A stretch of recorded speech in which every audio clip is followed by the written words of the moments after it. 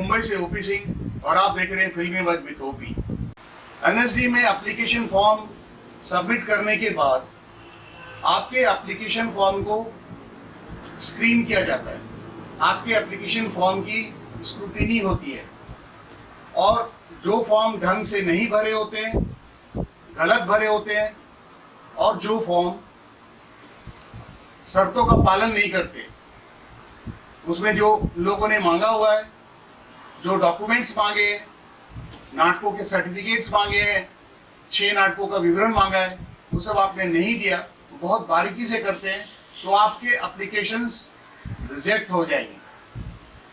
और अगर आपने सब कुछ सही भरा है तो आपका एप्लीकेशन सिलेक्ट हो जाएगा और आपको एनएसडी दिल्ली की तरफ से एक प्रीलिम इंटरव्यू का लेटर आएगा। उस लेटर के साथ कुछ और डॉक्यूमेंट्स रहेंगे, जैसे नाटकों की एक सूची रहेगी, एक लिस्ट रहेगी नाटकों की, उसमें 25 से 30 नाटक होंगे, जिसमें नाटककार का नाम पहले और उसके बाद उसके नाटक ये रहेंगे, कुछ कविताएं रहेंगी और कुछ फेमस किरदारों के स्पीचेस रहेंगे। ये 3 चीजें आपको उस लिफाफे के साथ मिलेगी। और आपने जिस भी सेंटर का चयन किया है, एनएसडी के कुल 12 केंद्र है पूरे हिंदुस्तान में। इंडिया में एनएसडी के 12 केंद्र है। वो केंद्र है गुवाहाटी, कोलकाता, भुवनेश्वर, पटना, लखनऊ, भोपाल, जयपुर, दिल्ली, चंडीगढ़, बेंगलुरु, चेन्नई और मुंबई। तो आपने जिस भी एप्लीकेशन भरते समय जिस सेंटर का चयन आपने किया है, उसी सेंटर में आपको ये पर्सनल इंटरव्यू के लिए जाना पड़ेगा। पर्सनल इंटरव्यू को हम 2 भागों में बांट सकते हैं। पहला लिखित परीक्षा या रिटन टेस्ट, दूसरा ऑडिशन। लिखित परीक्षा में एप्टीट्यूड टेस्ट और पावर ऑफ एक्सप्रेशन, आप कितनी अच्छी तरह से एक्सप्रेस कर सकते हैं और किस भाषा में, हिंदी में और इंग्लिश में, इन दोनों भाषाओं पे आपकी कितनी पकड़ है, आपकी कैपेबिलिटी क्या है। परीक्षक ये देखना चाहता है कि आपकी कैपेबिलिटी क्या है, आपका होल्ड कितना है, लैंग्वेज के ऊपर आपका कितना होल्ड है और आप एक्सप्रेस किस तरह से करते हैं, ये आपको वहां करना पड़ेगा। एक्सप्रेस आपको सही ढंग से करना पड़ेगा। और जहां तक ऑडिशन का सवाल है, तो ऑडिशन में आपको जो पैसेज, जो रीडिंग मटेरियल दिए रहते हैं, जो नाटकों की सूची रहती है, वो पूरे नाटकों में से 2 नाटक आपको पढ़ के जाने पड़ते हैं। इन 2 नाटकों को आपसे वह पूछा जाएगा कि आपने नाटकों की सूची में से कौन से 2 नाटक पढ़े हैं या कौन से 2 नाटक आपने चुने। आप कहते हैं कि आपको मोहन राकेश की आधे अधूरे पसंद है और दूसरी नाटक आपको अंधेर नगरी, जिसके लेखक या नाटककार हैं भारतेंदु हरिश्चंद्र, ये पसंद है। जब आप इन 2 नाटकों का नाम बताते हैं या किसी भी 2 नाटक का नाम आप बताते हैं, तो वहां बैठे हुए जो मेंबर्स हैं, तो इन नाटकों से संबंधित कुछ भी प्रश्न आपसे पूछ सकते हैं। जो कॉमन सा सवाल है नाटकों के बारे में, आपसे ये पूछा जा सकता है कि आधे अधूरे नाटक में आपको किस किरदार ने सबसे ज्यादा प्रभावित किया, किस कैरेक्टर ने आपको सबसे ज्यादा इंप्रेस किया और क्यों, और ये नाटक आपको क्यों पसंद है, और नाटककार ने इस नाटक का नाम आधे अधूरे क्यों रखा। और ये भी पूछा जा सकता है कि नाटककार इस नाटक के माध्यम से क्या कहना चाह रहा है, क्या कहना चाहता है। आप इसके बारे में हमें बताइए।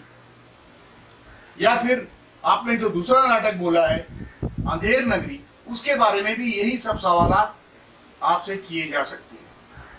तो इन सवालों का जवाब आप सही सही तभी दे पाएंगे जब आप इन नाटकों को अच्छी तरह पढ़े होंगे।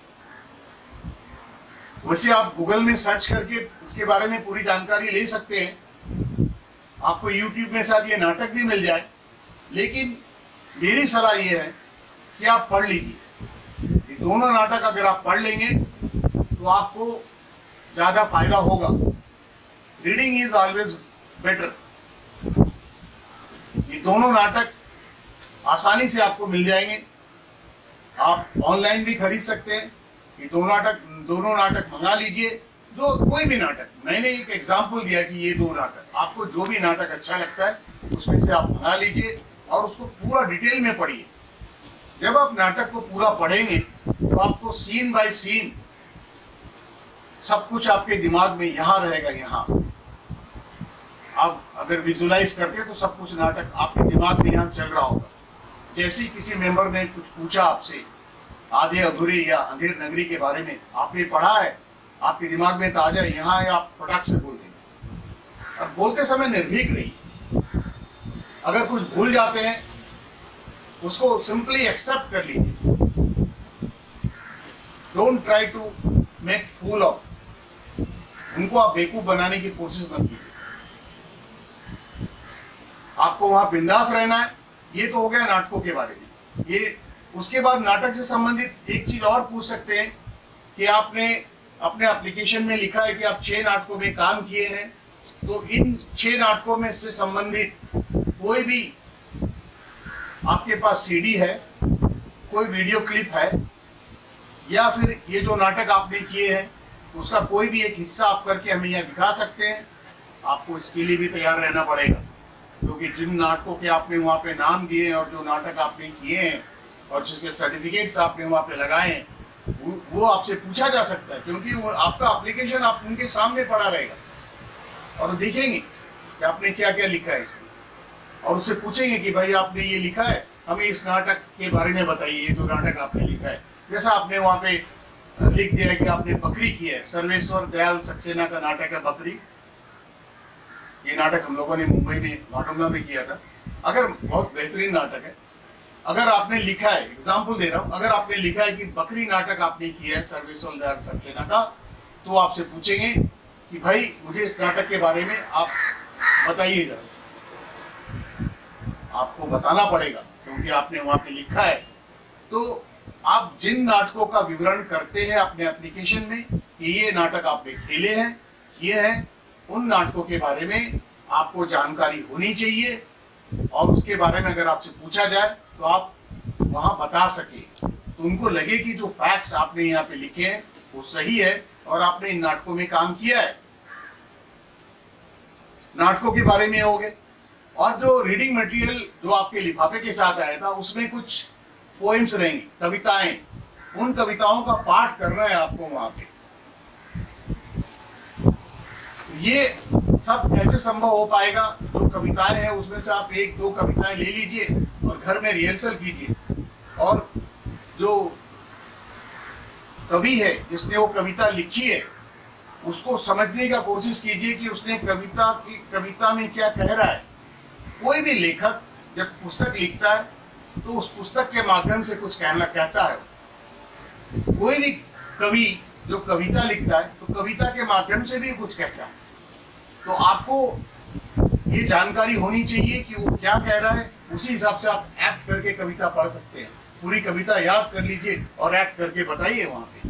इससे आपका इंप्रेशन पड़ेगा उनके ऊपर, उनको लगेगा कि आपने होमवर्क किया है और आप कैपेबल है। ये सब आपके चांसेस बढ़ा देता है एनएसडी में एडमिशन के लिए या फिर मेन एग्जामिनेशन के लिए। प्रीलिम के बाद मेन है, तो मेन एग्जामिनेशन में के लिए आप सिलेक्ट हो जाते हैं। मेन में जो वर्कशॉप होता है 5 दिन का, उसके लिए आपका सिलेक्शन हो जाता है। तो पहली बाजी आप यहीं पे मार लें। तो ये ऑडिशन का फेज है, ये बहुत इंपॉर्टेंट है, इसको आपको अच्छी तरह से करके जाना है। उसके बाद कुछ स्पीचेस रहेंगे कुछ प्रमुख किरदारों के। मान लीजिए कोई भी एक आप हिस्ट्री का कोई एक कैरेक्टर ले लीजिए, हिटलर का स्पीच है या फिर दूसरा किसी का, वो स्पीच के कुछ टुकड़े रहेंगे वहां पे, आपको बोलना है, वहां आपको पूछेंगे, वहां पे आपको जो स्पीचेस दिए थे आप तैयार करके आए, आपको बताना पड़ेगा हाँ सर मैं तैयार करके आया हूँ, ये स्पीच है मैं बोलूंगा। अगर आपने रिहर्सल किया है तो आप उसको बेहतरीन ढंग से बोल सकते हैं। तो रिहर्सल बहुत जरूरी है, रिहर्सल होमवर्क करना बहुत जरूरी है। आप होमवर्क करेंगे तो आप बेहतरीन ढंग से उसको वहां बोल पाएंगे। जर्मन नाटककार बेटोल्ट ब्रेस्ट की एक नाटक है एक्सेप्शन ऑफ रूल, वो एनएसडी में सौदागर के नाम से अडॉप्ट करके उन लोगों ने इस प्ले को वहां पे किया था। शॉर्ट प्ले है, आप चाहे तो ये भी वहां परफॉर्म कर सकते हैं, चाहे इस नाटक को या किसी दूसरे नाटक को। उसको बार बार कीजिए, बार बार करने से वो ज्यादा से ज्यादा पॉलिश होगा। और हर बार करने के बाद अगर आपके पास वीडियो कैमरा है या मोबाइल है तो मोबाइल में शूट कीजिए आप जो परफॉर्म कर रहे हैं और उसको देखिए, आपको मालूम पड़ेगा कि इसको आप और बेहतर कैसे कर सकते हैं, क्या करना चाहिए था, इस तरह से बोलना चाहिए। तो ये आप जितना ज्यादा करेंगे उतना ज्यादा पॉलिश हो जाएंगे। मैं आप लोगों को शुभकामनाएं देता हूं जिन लोगों को प्रीलिम के इंटरव्यू के लेटर्स आए हैं, और 2020 का एप्लीकेशन फॉर्म तो भरा जा चुका है और प्रीलिम के इंटरव्यू के लेटर आने ही वाले होंगे। इस महीने के लास्ट या अगले महीने तक उनको आ जाएंगे प्रीलिम के इंटरव्यू। मोस्टली ये जून में होता है, तो आपको तैयारी करनी है अभी से, समय काफी कम रह गया, आपको मेहनत करनी है। इसे भी एक सीरियस एग्जाम की तरह लीजिए, आप बेशक निकल जाएंगे। दोस्तों वीडियो थोड़ा बड़ा हो रहा है और बाकी वर्कशॉप की बात मैं अगले वीडियो में करूंगा। जाने से पहले once again request, please subscribe my channel if you have not done so far। अभी तक अगर आपने मेरे चैनल को सब्सक्राइब नहीं किया तो प्लीज उसे सब्सक्राइब कीजिए, लाइक एंड शेयर कीजिए। Thank you.